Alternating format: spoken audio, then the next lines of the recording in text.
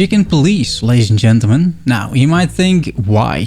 Well, that's an excellent question, and I don't really know either, but I stumbled on the trailer half a year ago and I was actually very intrigued by it. I got a review key from the devs and I played throughout the entire game. And I loved every minute of it. Every minute of the 10 hours I spent in Clawville. Hey everyone, this is Thyworm and today I want to inform you about Chicken Police. Easily one of the best indie games of the year. Enjoying this video? Consider subscribing. So, what sort of game is Chicken Police? Well, it has chickens and a lot of other animals. It's a buddy cop noir cinematic experience in which you need to solve a murder. But it's so much more as well. Chicken Police was inspired by 40s grim noir movies, games like Grim Fandango and LA Noire, and animated films like Fantastic Mr. Fox. There are plenty of references in the game as well, such as the horse bartender who is referred to as Bojack. I thought about Sin City a lot while playing this, and I'm sure other IPs come to mind as well, like HBO's True Detective.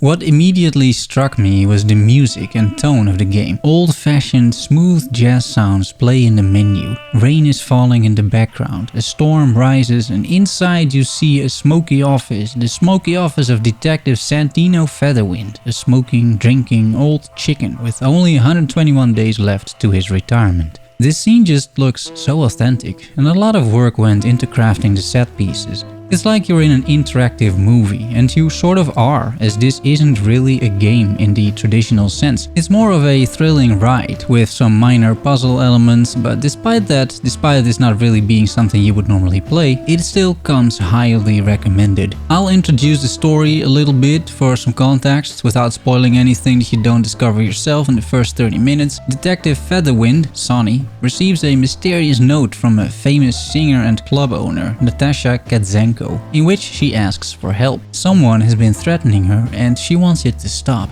You pick up your old partner in crime, Marty McChicken, with which you once formed the infamous duo, the Chicken Police, until a buckshot from up close abruptly ended that relationship. Together, Sonny and Marty attempt to unravel the mystery behind this intriguing woman, and it takes them all across the city of Clawville. They meet and investigate many other animals, visit tons of locations, search for clues, evidence, witnesses, and do all that good old-fashioned police work. Part of the game is about finding those clues, and if you're paying attention like you should, since you're a detective, most clues aren't that hard to find. Interrogating suspects or victims is another small gameplay element which drives the plot forward, but I don't want to overstate the interaction you will be having with the game and its characters, because it's not primarily about that. While the gameplay elements serve its purpose, which is involving you in key decisions, Chicken Police relies heavily on the story.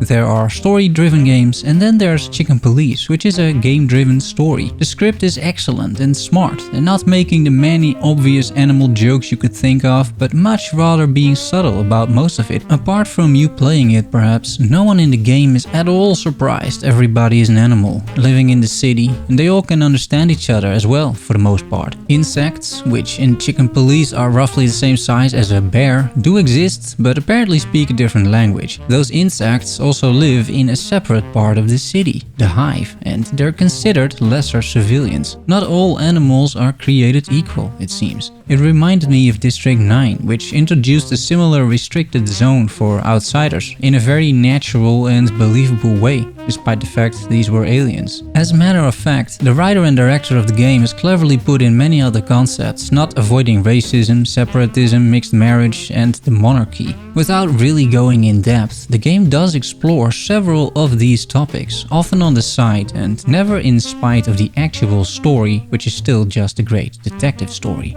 By flawlessly weaving in some other, more sensitive and more political topics, the game gains some gravitas and the world of Chicken Police becomes more authentic. The centerpiece of the game revolves around crime and the detectives solving it, but by exploring the city and its inhabitants, you discover so much more about its history, its foundation and its flaws. There is some excellent world building going on here. Authenticity is a proper way to describe this experience, I would say. Almost the entire game is in black and white, apart from certain elements that have to do with love and hate, as the antagonist so eloquently put it. The original soundtrack is, well, 100% original and written for this game. Every scene and set piece are full of details to explore and enjoy. All the characters, about 30 of them, have their own past, their own story and their own voice lines. As a matter of fact, the entire game is voice acted by a cast of amazing voice actors. It makes the scenes come alive. Let me just play you a scene from Santino, who meets Natasha for the first time in her own club.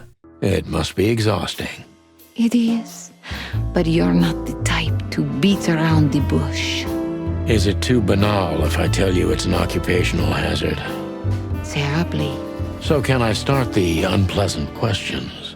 I've asked you here so you can do what you do best. Really? I thought you asked because you wanted me to investigate for you. But if you'd rather be drinking... You do have a sense of humor. How reassuring.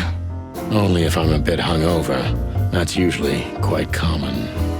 Oh, please drop the act about being the alcoholic, heartbroken ex-cop, Sonny. It would undoubtedly suit you, but I've seen you scanning my room. From the second you set foot in here, you started working, and everything I say gets sorted in your brain. Am I right? The protagonist has this really worn down voice while almost drowning in self-pity, claiming to be an older drunk close to retiring. It's cliché really, but very convincing nonetheless. Not so cliché is Natasha, who cleverly counters his pessimism, displaying her wits, her knowledge of people and also her mysteriousness. This depth of character is found in every animal you meet, and it doesn't take you long to appreciate and connect with some of the main characters in the story. And without spoiling anything, the story is gripping and well worth your time. It is a classic detective in so many ways. It should be clear by now, I am heartily recommending this one. As some outlets would say, it's got a little bit for everyone. Chicken Police is a fantastic game in every sense of the word, and if you give it a shot, you will discover many more layers below the surface. While unraveling the plots, you will appreciate all the small and subtle hints, the amazing conversations and the clever gameplay elements even more. This is surely a game you will remember. 98% of the users on Steam like it as well, and it's available on Steam for €20. Finally, you can support me by buying Steam keys at nexus.gg/Thyworm, much appreciated, link down below. I hope you enjoyed the video, ladies and gents. Thanks for watching and making it to the end. See you soon, bye bye.